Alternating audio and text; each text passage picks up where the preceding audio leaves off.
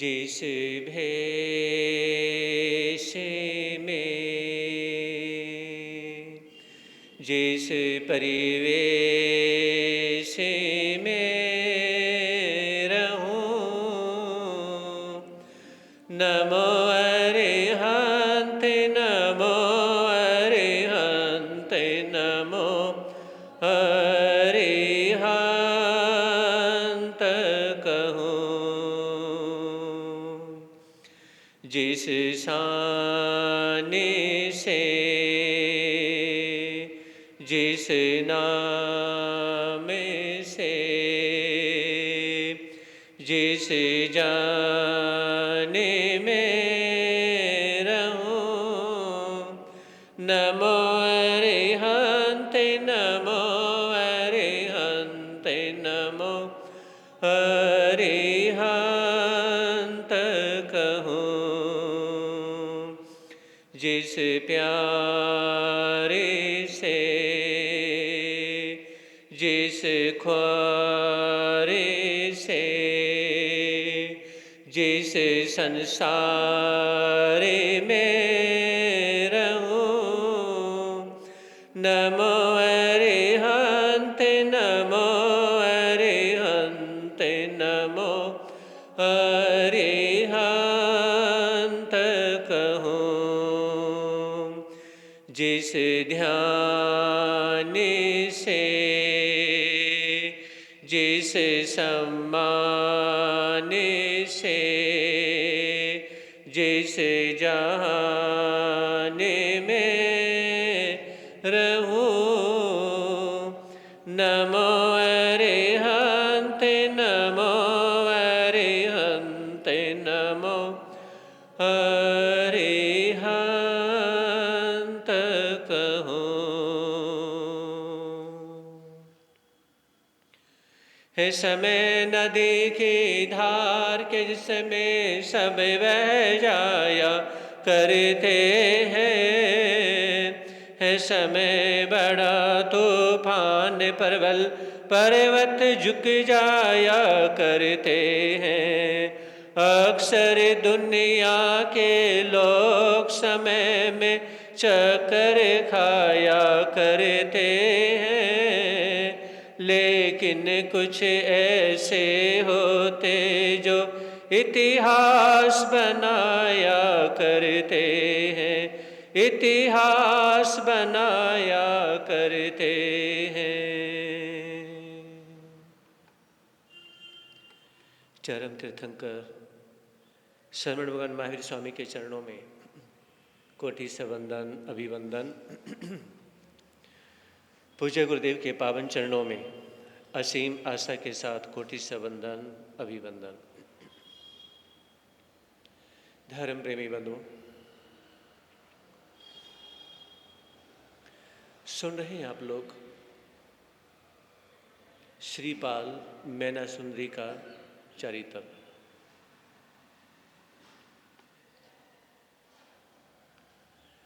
प्रमाद समस्या का मूल कारण है। कहीं पर भी किसी भी प्रकार की कोई प्रॉब्लम खड़ी होती है, कोई समस्या खड़ी होती है, कोई भी परेशानी खड़ी होती है, उसके पीछे कारण क्या होता है? हाँ जी, समझ रहे हो? कोई भी समस्या खड़ी होती है, किसी भी प्रकार की कोई बात हो जाती है, उसके पीछे मूल कारण क्या होता है? प्रमाद का होना। अगर प्रमाद नहीं है तो समस्या खड़ी नहीं होगी, और प्रमाद है तो समस्या खड़ी हो जाएगी।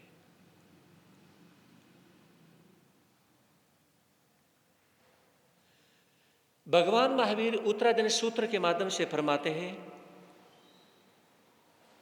अपने शिष्य को संबोधित करते हुए,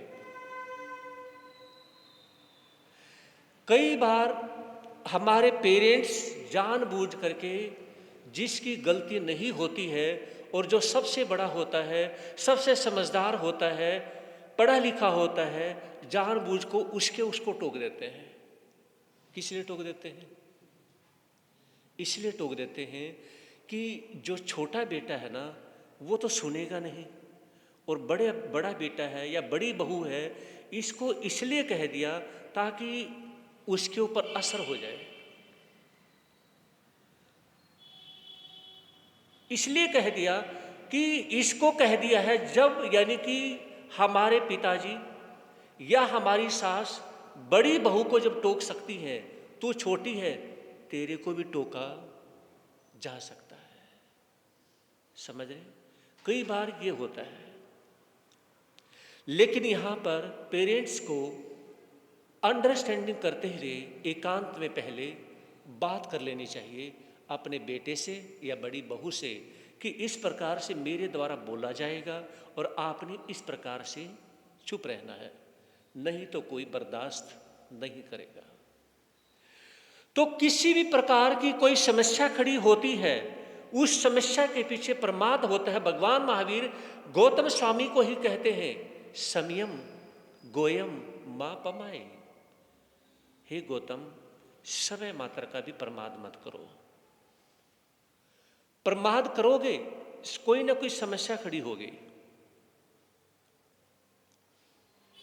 और इधर मां ने प्रमाद कर दिया। मां अपने बेटे को, 5-6 साल के बेटे को 700 कुष्ठ रोगी उनके बीच में लेके चल रही थी। सुना था आप लोगों ने, है ना? 700 कुष्ठ रोगियों के बीच में मां अपने बेटे का हाथ पकड़ के चल रही थी। कुछ टाइम हो गया, साथ रहते रहते अपने बेटे को बचाते बचाते इसको राजा के सैनिक मारना थे। अब बेटे को भी क्या हो गया? कोढ़ का रोग हो गया, वो भी कुष्ठ रोगी हो गया। मां ने अपने बच्चे को 700 कुष्ठ रोगियों के साथ ही छोड़ दिया। किस लिए? मैं डॉक्टर के पास जाती हूं, किसी वैद्य के पास जाती हूं मेडिसिन लेने के लिए। फूटी किस्मत, ये नहीं सोचा 5 साल के बेटे को छोड़ के जा रही है, अगर डॉक्टर के पास जाना है, वैद्य के पास जाना है तो इसको साथ ले जा। नहीं लिया, उसको उनके बीच भी छोड़ दिया, है ना? ये मां का बहुत बड़ा प्रमाद था। मां को छोड़ दिया और छोड़ने के बाद में मां चली जाती है और वो 700 कुष्ठ रोगी उनके बीच में बच्चा चलता रहता है ना? अब देखिए, और फिर मां कहाँ चली जाती है? अपने भाई के यहाँ पे चली जाती है। जब प्यार खत्म होता है ना, तो बहुत बुरी तरह से खत्म होता है, और जब प्यार शुरू होता है ना, तो ऐसा जिस लेवल पे खत्म हो जाता है, उसी लेवल पे प्यार जब शुरू होता है, मतलब बहुत हाई लेवल पे, तो कुछ भी करने के लिए तैयार होता है। मां चली जाती है और इधर से 700 कुष्ठ रोगियों के साथ में उठना बैठना, खाना पीना, सोना, धीरे धीरे बच्चा बड़ा होता जाता है, रोता भी है, सब कुछ करता है, लेकिन अब धीरे धीरे मां को भूल जाता है।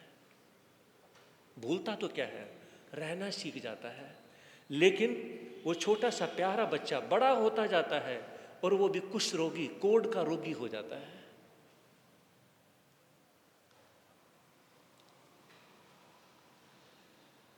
राजा परदेशी और सूर्यकांता की बहुत दिलचस्प कहानी आती है। सूर्यकांता जो है अपने पति से सेक्सुअल प्यार चाहती है, लेकिन राजा परदेशी धार्मिक हो जाते हैं, वो प्यार नहीं दे पाते हैं, उनका मन नहीं बनता है, तो सूर्यकांता उनको जहर देने के लिए तैयार हो जाती है। मतलब क्या हुआ? सूर्यकांता का प्यार जो है, वो जो चाहती है, वो शारीरिक संबंध जो चाहती है, वो उसका प्यार कंडीशन का प्यार है। कैसा प्यार है? कंडीशन का है। लेकिन राजा परदेशी का प्यार बिना कंडीशन का है। तो इसी तरह से जो है ना, अब श्रीपाल धीरे धीरे बड़ा होता है, और बड़ा होने के बाद में 17-18 साल का हो जाता है, और 700 कुष्ठ रोगी उनका राजा बन जाता है, उनका राजा बन जाता है। क्यों?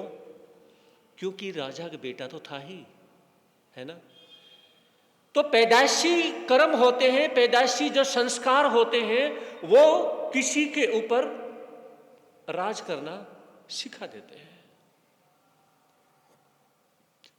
700 जो कुष्ठ रोगी थे, वो श्रीपाल को अपना राजा मान लेते हैं।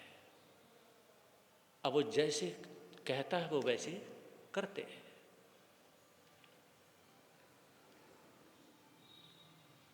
अब देखिए, श्रीपाल 700 कुष्ठ रोगियों को लेकर के उज्जैन पहुंच जाते हैं। उज्जैन पहुंचने के बाद में वहां की जो राजा थे, राजा पद्मपाल, और उनकी 2 रानियां थी, सौभाग्य सुंदरी, ओरा सुंदरी, 2 रानियां थी। एक राजा, 2 उनकी रानी, समझ रहे, 2 उनकी बेटी। बेटी एक रूपा सुंदरी और एक मैना सुंदरी। आप करैक्टर किसका सुन रहे हो? मैना सुंदरी का। बोल दिलचस्प है, और सुनना ना भूलें इसको, याद रखें। ये जिंदगी और मौत को एक साथ, दुश्मनी भी और मित्रता भी एक साथ लेने वाला करैक्टर है ये।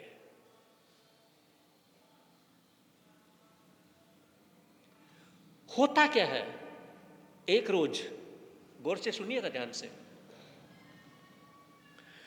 पिता ने अपने दोनों बेटियों को बुलाया।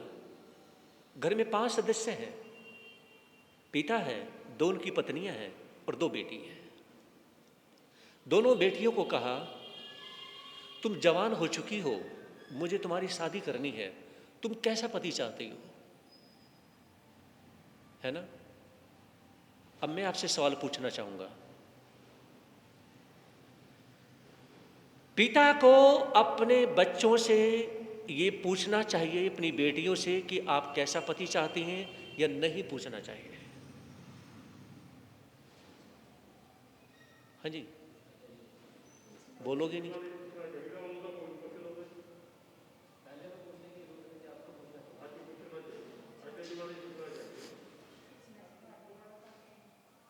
तो इसी भी जो कहोगे ना, वो गलत नहीं कहोगे। आप प्रेजेंट के हिसाब से बोल रहे हो, आप प्रेजेंट के हिसाब से बोल रहे हो। मैं आपको पास्ट की कहानी सुना रहा हूं, है ना। चलिए कहानी में एंट्री करते हैं। तो पिता ने अपनी दोनों बेटियों से पूछा, आप कैसा पति चाहते हैं?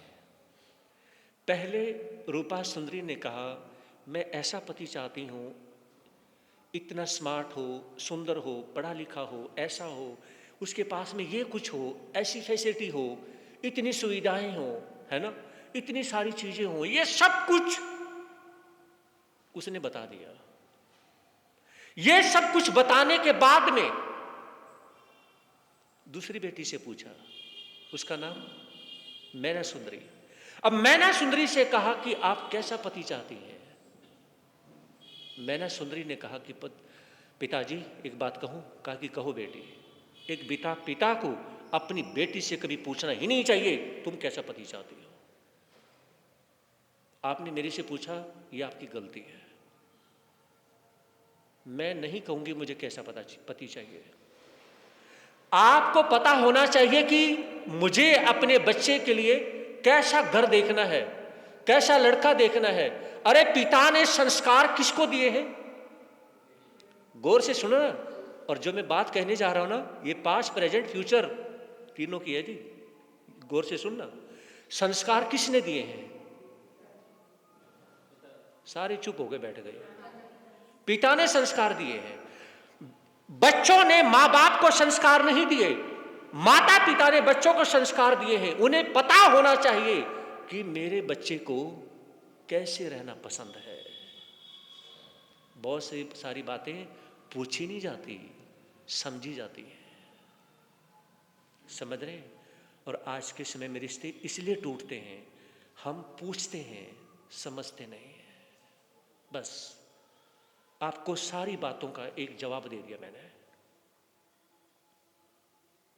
इसलिए रिश्ते टूटते हैं। उसमें मैना सुंदरी कहने लगी, पिताजी मैं बताऊंगी भी नहीं और आपको पूछना भी नहीं चाहिए। बेटी, तेरा फ्यूचर, तेरा भविष्य मेरे ही तो हाथ में है।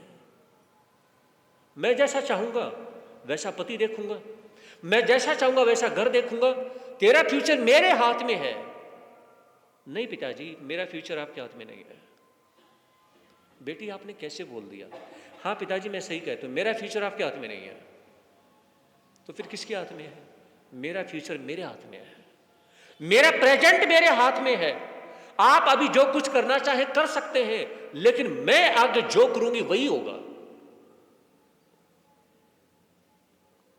राजा पद्मपाल, खोपड़ी में खुजली हो जाती है। कमाल की बात है, एक बेटी अलग तरह की है, दूसरी बेटी अलग तरह की है। पिता को बहुत बुरा लगा और जहां डिस्कस होने शुरू हो जाते हैं ना, अच्छा नहीं माना जाता। एक बात और कहना चाहूंगा, वेरी इंपॉर्टेंट, उसे नोट कर लेना।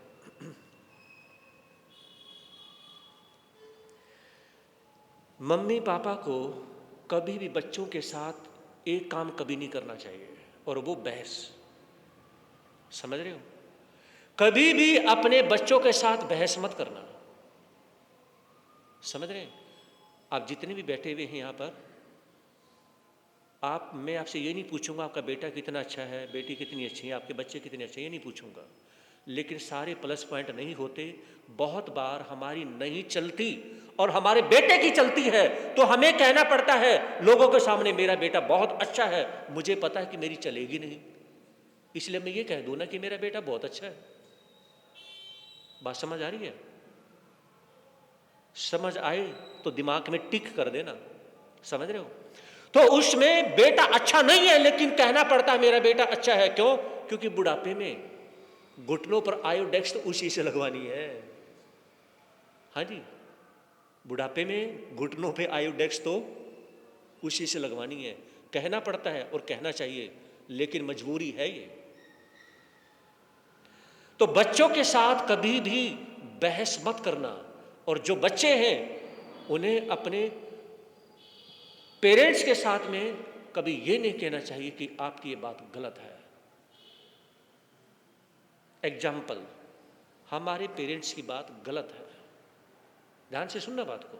हमारे पेरेंट्स की बात गलत है, वो हमारे अकॉर्डिंग, हमारे नेचर के अकॉर्डिंग, यहां तक कि हमारे फ्यूचर के अकॉर्डिंग 100% गलत है। लेकिन पेरेंट्स के सामने उसमें बच्चों को ये नहीं कहना चाहिए कि आपकी बात गलत है। आप कहेंगे तो फ्यूचर खराब हो जाएगा। नहीं होगा। वो समय निकाल दो, घंटा, 2 घंटा, 3 घंटे, 4 घंटे के बाद में फिर अपने पिताजी के पास में, मम्मी के पास में बैठो। पापा बहुत अच्छे हो, पापा आप कितने अच्छे हो ना, आप मेरी बहुत केयर करते हो। पता है मेरे फ्रेंड ऐसे हैं, उनके हैं। मैं एक ही बात बोलता हूं कि जैसे पेरेंट्स मेरे हैं ना, ऐसे किसी के नहीं हो सकते। समझ रहे हैं? तो इस प्रकार से आप अपने पेरेंट्स की तारीफ करें, उनके पास में बैठें। पापा आपके लिए चाय बना दूं, आपके लिए कॉफ़ी बना दूं, और उन्हें चाय कॉफ़ी ला करके दें। फिर आप बात करें, पापा आपने उस टाइम पे जो बात कही थी ना, पता मुझे थोड़ी सी बुरी लगी है ना। अगर आप इस तरह से कर ले तो मैं भी तो आपका लाडला बेटा हूं ना, मैं भी तो आपकी लाडली बेटी हूं ना, बोलो ना पापा। अगर ये ऐसा हो जाए तो फिर वो पेरेंट्स कहेंगे हाँ ठीक है बेटा, कोई बात नहीं, जैसे आपने वैसे हो जाएगा। ये बात जो यहाँ पर बहनें बैठी हुई ना, आप भी अपने सास ससुर के साथ कर सकती हो। ये अंडरस्टैंडिंग, ये कॉम्प्रोमाइज का ये लड्डू है ना, हर किसी को खिलाना नहीं आता। समझ रहे? आप चाहते हैं कि सामने वाला लड्डू, कॉम्प्रोमाइज का लड्डू आपको खिला दे, लेकिन आप नहीं चाहते कि आप दूसरे को भी। शादी के लड्डू तो खिला दोगे, ये वाला लड्डू कोई नहीं खिलाता। हाँ जी, कौन सी दुनिया में हो, ये वाला लड्डू कोई नहीं खिलाता। अगर इस तरह से हमें ये कॉम्प्रोमाइज का लड्डू खिलाना आ जाए तो याद रखना, जो शादी का लड्डू खाया था ना, वो जिंदगी भर कड़वा नहीं होगा। नोट बना लेना अपने दिमाग के अंदर। वो कभी कड़वा नहीं हो सकता, उसकी मिठास और बढ़ जाएगी, और वो जब तक जीवित रहोगे उसकी मिठास आपकी खोपड़ी में हमेशा रहेगी। शादी का लड्डू खाया था, बहुत मीठा था। शादी का लड्डू खाया था, बहुत मीठा था। आप भी बोल दो, शादी का लड्डू खाया था। बोलते कि नहीं? शादी का लड्डू खाया था। राजीव कह रहे बहुत कड़वा था। मेरे कहने का मतलब है कि ये बातें समझनी बहुत जरूरी है। ये तो देखिए, उन्होंने तो मीठा ही बोला है, ये तो एक आपसी प्यार की बात है। तो उसमें मैना सुंदरी अपने पिताजी से डिस्कस करना शुरू कर देती है, और पिताजी को बात खटक जाती है। इतनी ज्यादा बात खटक जाती है, इतनी खटक जाती है कि दोनों में क्या है, थोड़ी सी कहा सुनी की बात आ जाती है। तो उस समय मैं एक बात आपसे और पूछ लेता हूं, बेसिक कैरेक्टर मां बनाती है या पिता बनाता है?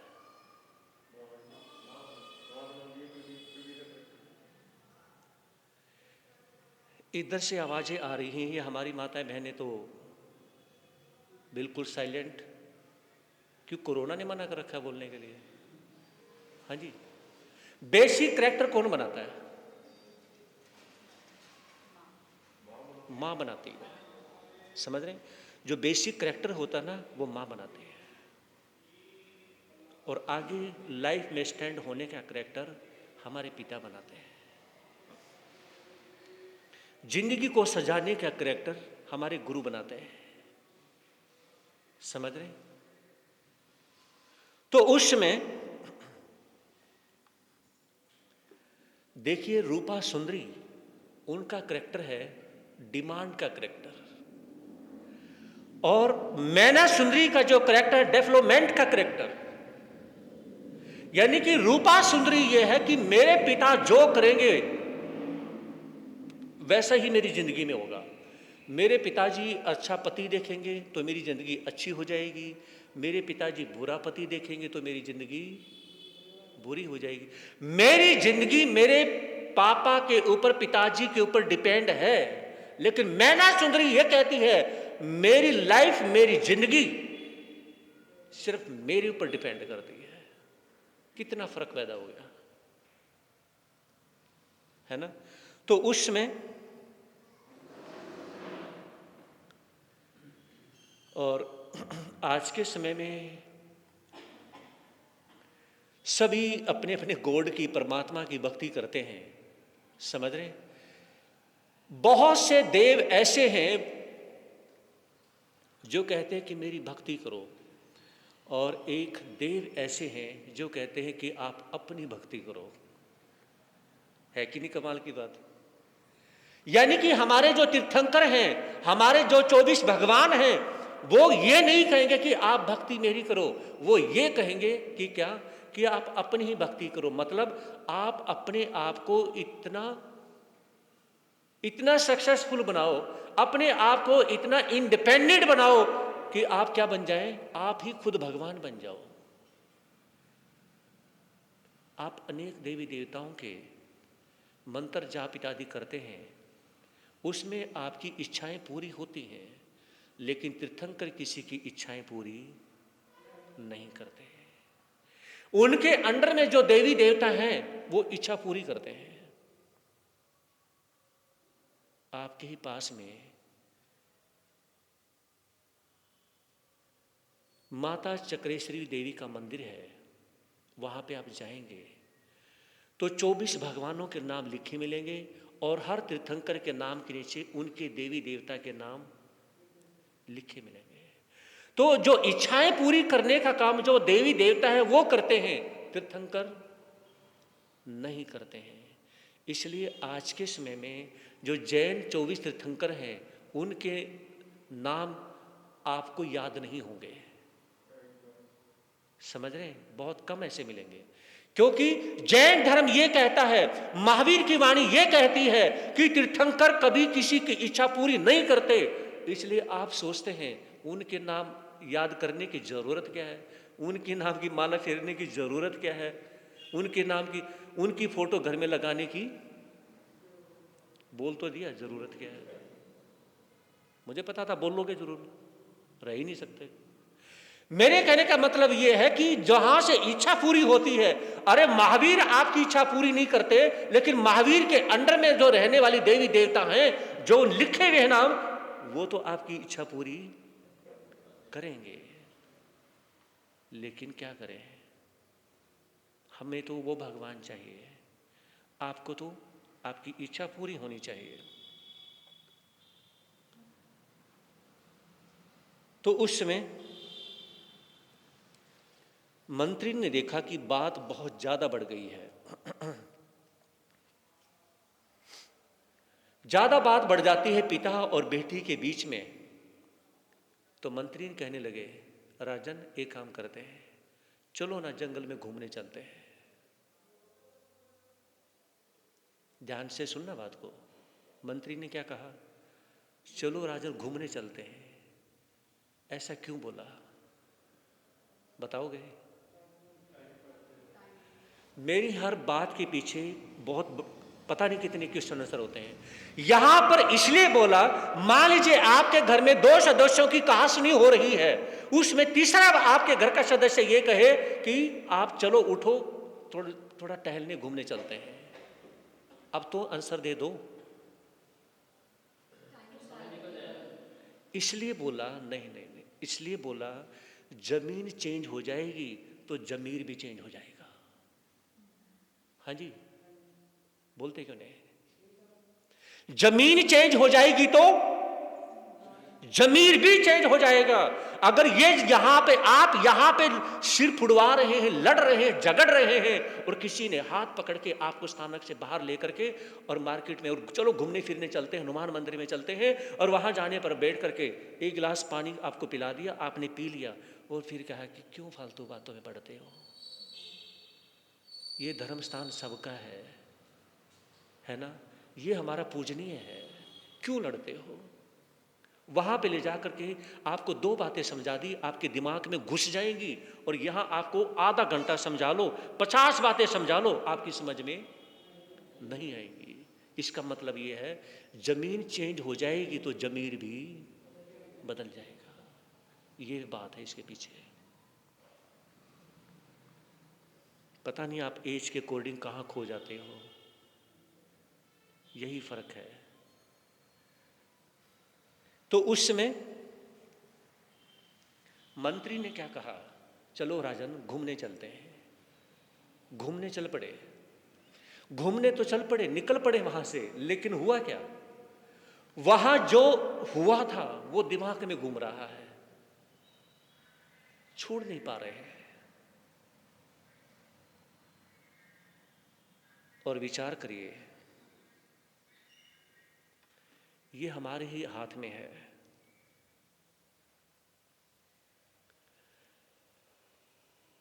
नमक पाप है या पुण्य है,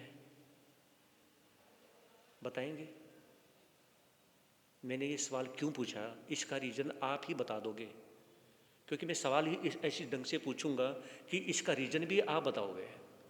बताओ, नमक पाप है या नमक पुण्य है? क्यों मेरी बात आप लोगों के गले नहीं उतरती?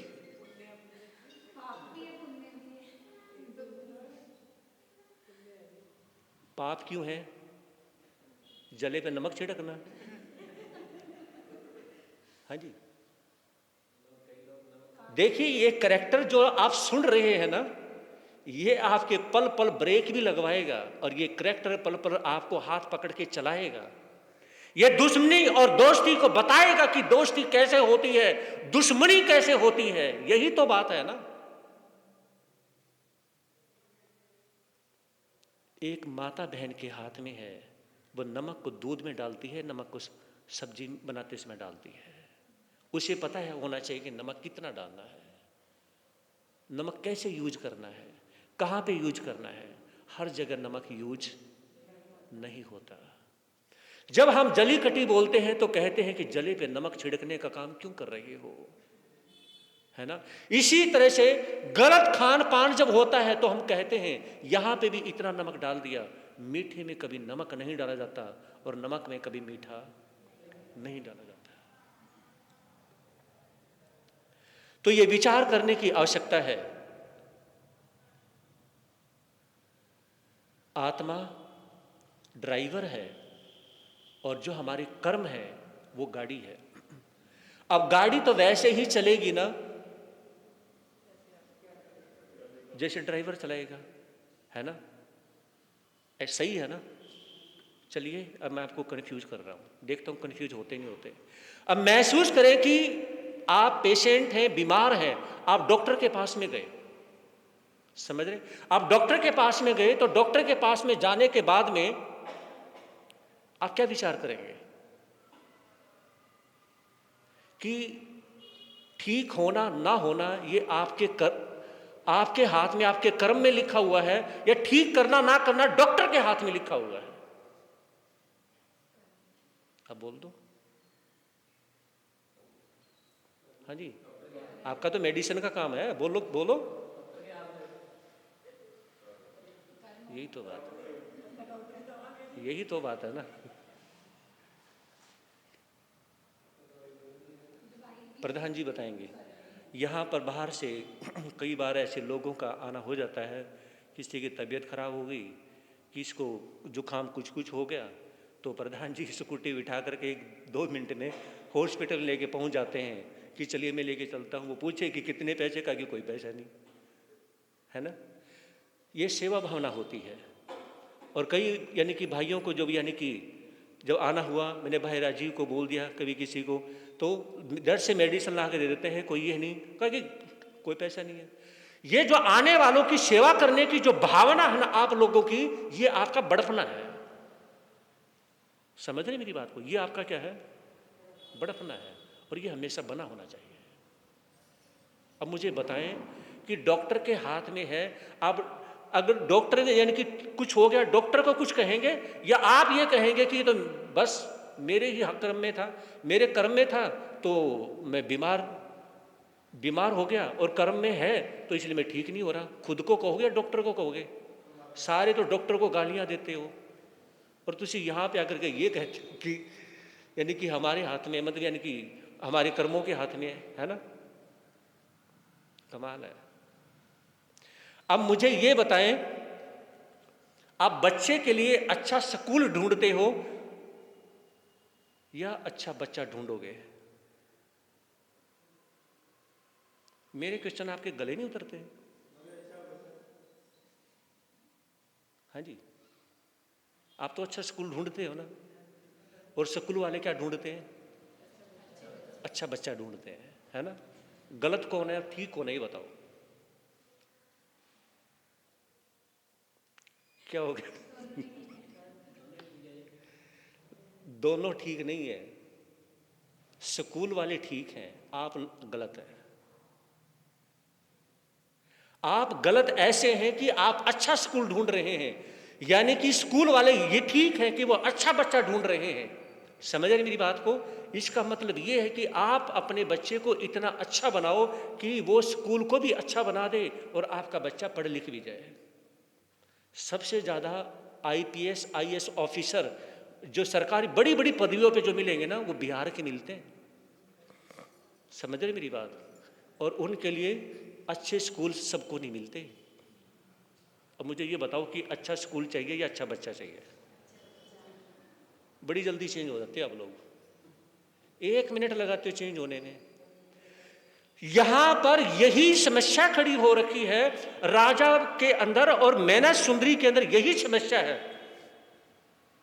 राजा ये चाहते हैं कि जैसे मेरी रूपा सुंदरी जो बेटी है ना, ऐसी मेरी ये भी बेटी होनी चाहिए। वो बेटी राजा को अच्छी लगती है और ये नहीं अच्छी लगती, क्योंकि वो ये कहती है कि मेरी किस्मत आपके हाथ में है, और मैना सुंदरी ये कहती है कि मेरी किस्मत मेरे हाथ में है। इसलिए ये अपने बाप को अच्छी नहीं लगती। पहली बेटी वो अच्छी लगती है। समझ रहे ना? अब देखिए, पिता को खुश होना चाहिए कि पिताजी अगर कल के दिन मेरी कहीं भी ऐसी जगह शादी हो गई है ना, तो उस समय वो मेरी किस्मत हो गई। बहुत सारी ऐसी माताएं बहनें भी होंगी जो अपने पिता को कोस रही होंगी कि हमारी शादी माछीवाड़ा जैसे ऐसे इसमें कर दी। समझे नहीं? बहुत से ये विचार कर रही होंगी कि यानी कि ये हमारी किस्मत का है। समझ रही मेरी बात को? ये हमारी किस्मत का है, हमारी किस्मत की वजह से माछीवाड़े में शादी हो गई। और बहुत से ये भी कोस रही होंगी कि इतना मोटा पैसा था, सब कुछ था, तो माछीवाड़े में शादी करने की जरूरत थी, चंडीगढ़ में कर देते। गलत तो नहीं कहा? ये आप लोगों को मैं बता रहा हूं। और तकरीबन हो सकता है मेरे सामने किसी ने कहा, ये हर जगह की बात है, जिसकी कस्बे में शादी होगी वो सभी माँ बाप को कोसते हैं, और जिसकी सिटी में होगी वो सभी कहते हैं कि माँ बाप अच्छे हैं। लेकिन मैना सुंदरी ने यह कहा, मैं कहीं भी जाऊंगी, मैं अपनी किस्मत को खुद बनाऊंगी। आप जहां मर्जी शादी करें, ये आपके ऊपर डिपेंड करता है आपने शादी कहां करनी है, और लेकिन मैंने अपनी किस्मत को कैसे बनाना है ये मेरे ऊपर डिपेंड करता है, आपके ऊपर नहीं। हाँ जी, ताकि आपके ऊपर डिपेंड कैसे करता है? तो राजा जब पूछते हैं तो मैना सुंदरी ने कहा कि पिताजी, मैं अपनी जिंदगी को, अपनी किस्मत को खुद बनाऊंगी। मुझे अपनी किस्मत खुद बनानी है, आपने मेरी किस्मत नहीं बनानी। और ये यहां पे खुंदक हो जाती है अपनी बेटी के प्रति, इतनी खुंदक हो जाती है, इतना मन मुटाव हो जाता है कि लास्ट स्टेज को भी मन मुटाव क्रॉस कर जाता है। समझ रहे हैं? लास्ट स्टेज को भी क्रॉस कर जाता है। मतलब एक व्यक्ति इंडिपेंडेंट होकर रहना चाहता है, स्वाभिमान में जीना चाहता है, वो अपनी परेशानियां खुद अपने सिर पे उठाना चाहता है। एक व्यक्ति आपको यह कहना चाहता कि आपने मेरे लिए जो कुछ किया वो अच्छा किया, वो अपने कर्मों का सब कुछ देना चाहता है, और फिर भी वो व्यक्ति अच्छा नहीं लगता है। कि नहीं कमाल की बात? फिर भी वो व्यक्ति अच्छा नहीं लगता। तो मैना सुंदरी अच्छी नहीं लगती है। और देखिए, विचार करिए, उस समय मन मुटाव बहुत ज्यादा हो जाता है। अब मैं आपसे सवाल पूछना चाहूंगा, क्योंकि यहां पे पिताजी में और बेटी में दोनों का टेम्परेचर अलग अलग हाई हो गया है। समझ रहे हैं? अब यहां पर एक सवाल खड़ा होता है, दो व्यक्ति हैं, एक व्यक्ति का फिजिकली टेम्परेचर हाई हो गया और दूसरे का इमोशनली टेम्परेचर हाई हो गया, तो किसको मेडिसिन देनी चाहिए? हाँ जी,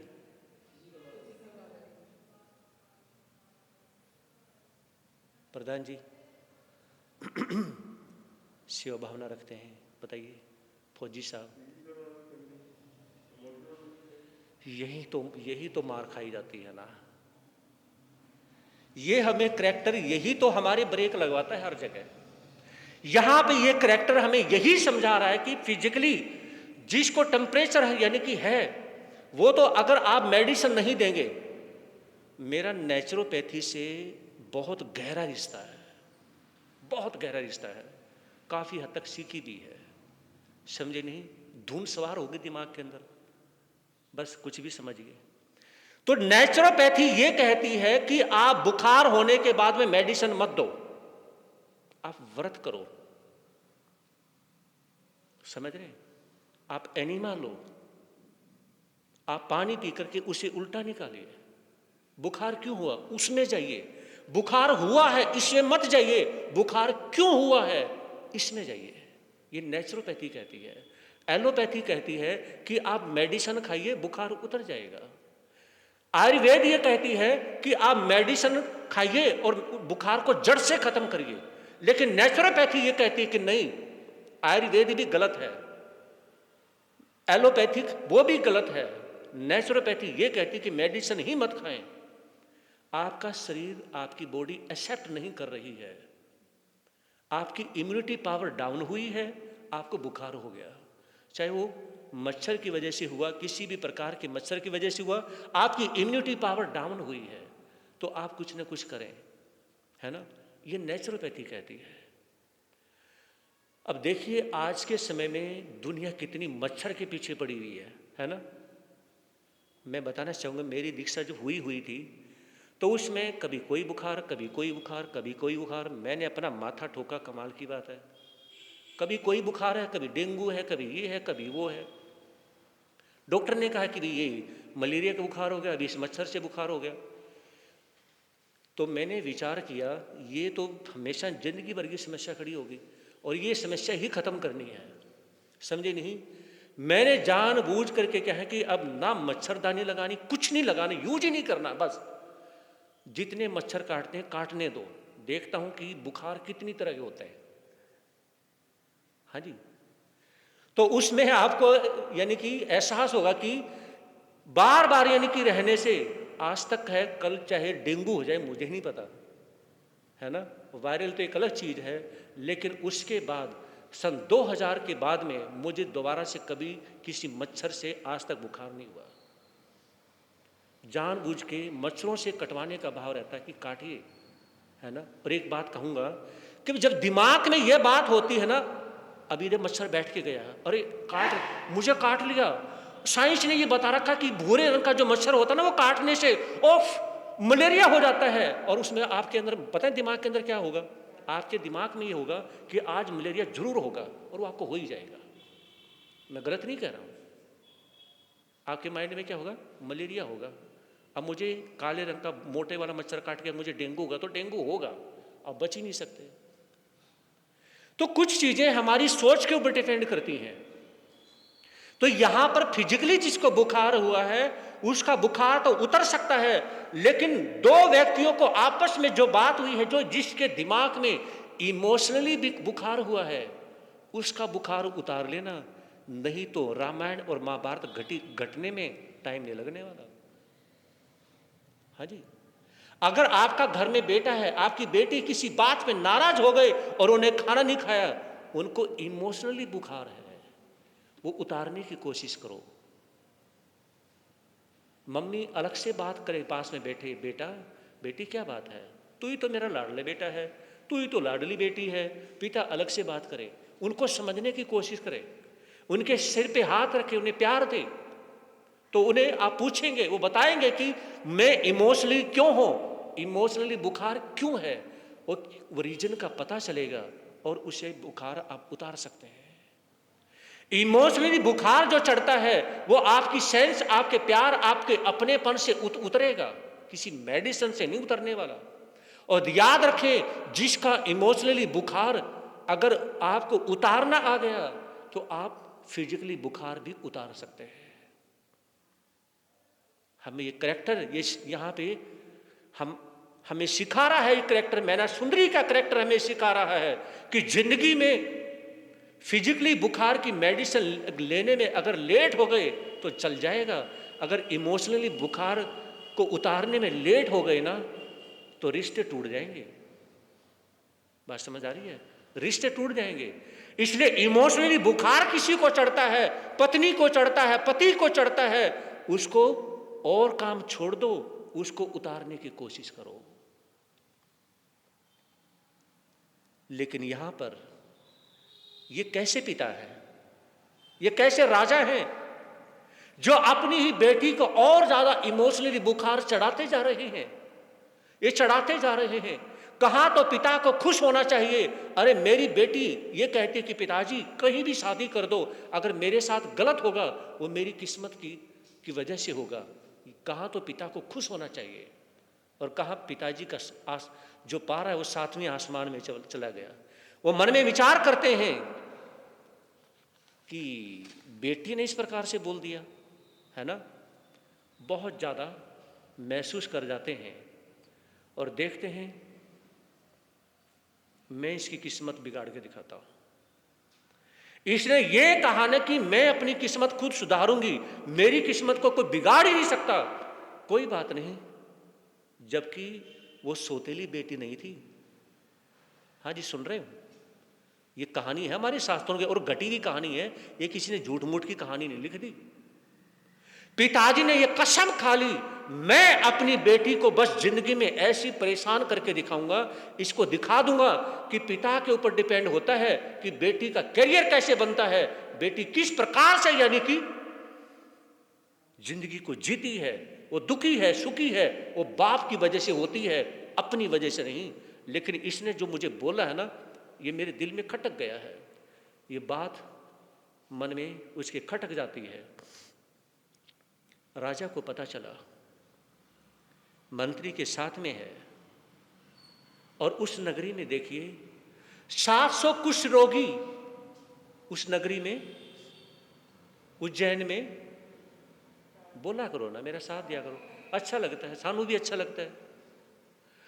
तो जब पहुंच गए, पहुंचने के बाद में राजा ने पूछा आप सभी, कहा कि जी हम सभी कुष्ठ रोगी हैं, और ये कौन है? ये अलग से है, क्योंकि सभी के सभी क्या हैं, उसके ऊपर अम्ब्रेला छाता लेके चलते हैं। अरे ये ऐसे अलग से क्यों? ये अलग से इसलिए है, हम जो 700 कुष्ठ रोगी है ना, ये उनका सरदार है, ये हमारा राजा है। ये क्या है? राजा है। दोबारा से बोलो, क्या है? राजा है, राजा है, राजा है, ये राजा है। ऐसा क्यों बोला? मैं भी राजा हूं और ये राजा है। यहां से किस्मत बदलने जा रही है। राजा के अंदर ये भाव पैदा आ गया है, ये विचार पैदा हो गया है कि ये राजा है, 700 कुष्ठ रोगी होगा, आखिर राजा अपनी बेटी की शादी राजा के साथ कर दे तो, हाँ जी, कौन सी गलत क्या है इसमें? वो भी राजा है, वो 700 कुष्ठ रोगियों का राजा है तो राजा ना। ये सारे मिलकर इसको राजा बोलते हैं, और मेरी नगरी के लोग मुझे राजा बोलते हैं। इसलिए मैं क्या करूं, अपनी बेटी की शादी इसके साथ कर दूं। अब 700 कुष्ठ रोगियों के साथ रहेगी, और जो राजा वो खुद भी कुष्ठ रोगी है, उसके साथ में रहेगी। अकल ठिकाने आ जाएगी कि पिताजी की वजह से किस्मत बदलती है। फिर देखूंगा इसको भी और इसके कर्मों को भी। आज इतना ही। बोले श्री भगवान महावीर स्वामी की, आचार्य भगवान श्री शिवमुनि जी महाराज की, चमत्कारी बाबा परम सेवा बाबा विभूजा गुरुदेव श्री प्रेम सुख जी महाराज की, उपाध्याय परमेश्वर रविंद्र मुनि जी महाराज की, सर्वधर्म दिवाकर श्री अनेक मुनि जी महाराज की, प्रज्ञा महर्षि पूज्य गुरुदेव श्री उपेंद्र मुनि जी महाराज की जय। जय धर्म की। श्री चत्तारी मंगलम अरिहंता मंगलम सिद्धा मंगलम सव मंगलम केवली प्रणतोदम मंगलम। चत्तारी लोगतमा अरिहंता लोगतमा सिद्धा लोगतमा सव लोगतमा केवली प्रणतोदम लोगतमा। चत्तारी शरणम पवे जामी अरिहंते शरणम पवे जामी सिद्धे शरणम पवे जामी सव शरणम पवे जामी केवली प्रणतो धम्मो शरणम पवे जामी रंतो का शरण सिद्धों का शरण साधु का शरण धर्म का शरण। ये चार शरण दुख हरण जगत में और न शरणा। जो भव प्राणी करे आचरण उस अजर अमर पद होगा। उसका सदा ही